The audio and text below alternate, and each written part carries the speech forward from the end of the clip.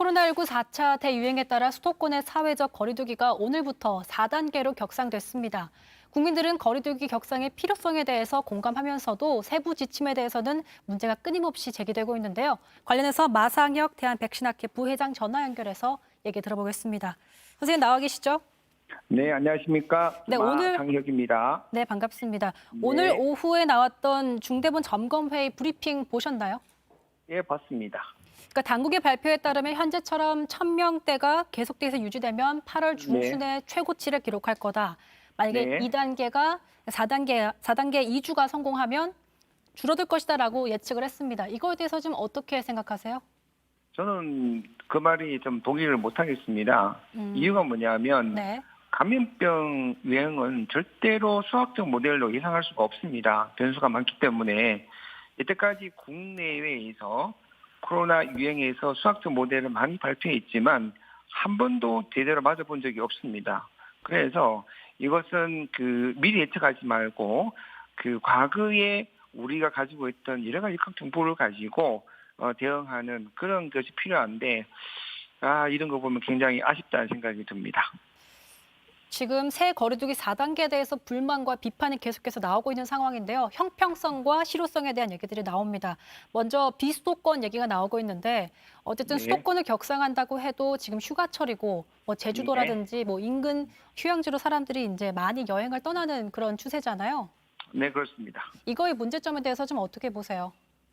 저는 우리 정부가 국민의 그 자유를 제한할 때는 공공이익이 극대화되고 그리고 충분히 있다고 판정이 될 때 해야 되는데 그렇다면 아까도 방금 말씀드렸지만 우리가 1년 반 동안에 축적된 역학 정보를 분석을 하고 여기에 따라서 우리가 방역 대책이라든지 생활 수칙들을 만들어야 되는데 이런 데 전혀 근거하지 않고 심지어 이런 거 만들 때 전문가들과 상의하고 감수하고 해야 되는 이런 과정도 없이 그냥 숫자만 계속 바뀌고 근거 없는 이런 수칙을 만들다 보니까 더 혼란스러우면서도 불신이 심해지고 그래서 사람들이 1년 반도 지쳐가니까 과연 지금 물론 환자 수가 많아서 긴장은 되겠지만 국민들이 정부의 시책을 잘 따라갈지는 의문인 게 지금 제주도만 하더라도 사람 수가 변함이 거의 없거든요. 그래서 좀 정부가 실효성 있는 대책을 그리고 근거 있는 대책을 만들어야지 국민들이 덜 불안하고 잘 따라오실 수 있을 거라고 생각합니다. 그러니까 지금 실효성 얘기가 나오면서 뭐 헬스장에서 몇 킬로미터 이상으로 뛰면 안 되고 뭐 BPM을 제한하는 이런 것들이 나오고 있잖아요. 네. 이런 거에 대해서는 어떻게 보시는지요? 저는 이걸 만드는 분이 참 대단하시다고 생각하는 게 이런 근거를 어디서 만드는지 모르겠지만 이런 감염병 대책에서 이런 거 만드는 자체가 말이 안 되는 얘기입니다. 어디 가도 세계 어디 가도 이런 방역 대책을 만들고 생활 수칙을 만드는 게 있는 나라가 없지요. 그리고 이런 거는 근거가 없는 겁니다.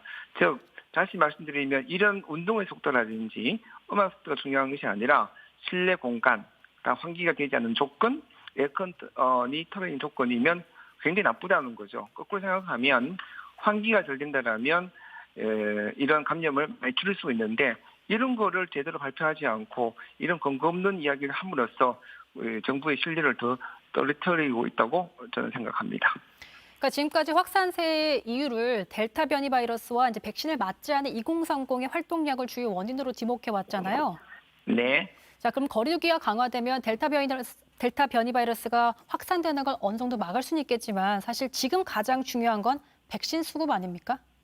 그렇죠. 그러니까 정부가 백신 수급도 안 된 상태에서 7월 달부터 방역 수칙을 완화하겠다는 계속 그런 를 취해왔기 때문에 국민들이 방역에 대해서 굉장히 느슨하게 대응했던 것도 이번 유행의 큰 원인으로 저는 작용했다고 생각합니다.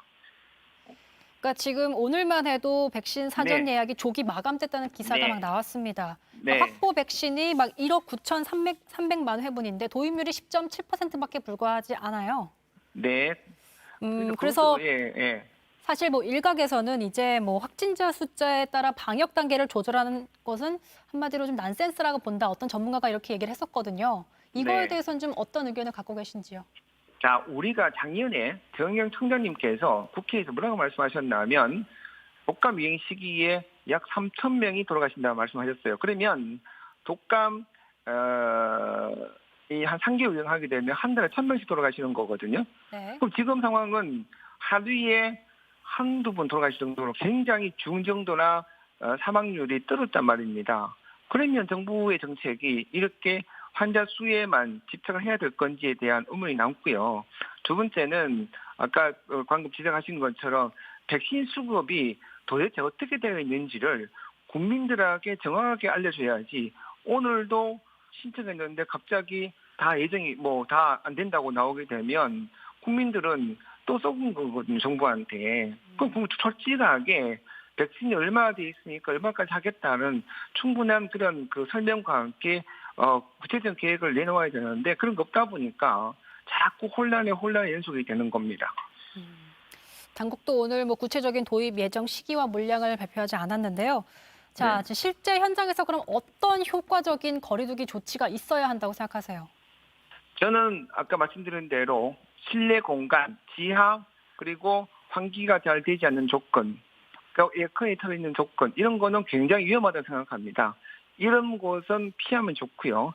실내 공간이 사람이 모여 있다면 환기가 계속될 수 있도록 그렇게 조치를 취하는 것이 지금 현재로서는 가장 중요하고요. 그리고 또 중요한 거는 마스크를 실내에서 끼고 대화하시는 게 낫고 또 하나는 뭐냐면 그 실내 공간에 오랫동안 장시간 계속 계시는 거는 좋지 않을 수 있다. 그래서 그런 시간을 좀 배려하셔서 시간을 가능하면 실내에서 여러 사람 같이 있는 시간을 줄이는 것이 가장 좋고요.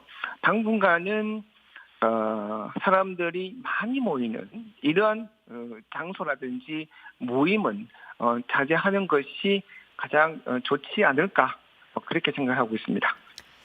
네, 당국에서는 어쨌든 2주를 4단계 거리두기로 강력하게 조치를 취하면서 지켜보겠다고 얘기를 하고 있습니다. 네, 지금까지 마상혁 대한백신학회 부회장과 얘기 나눠봤습니다. 고맙습니다. 예, 고맙습니다.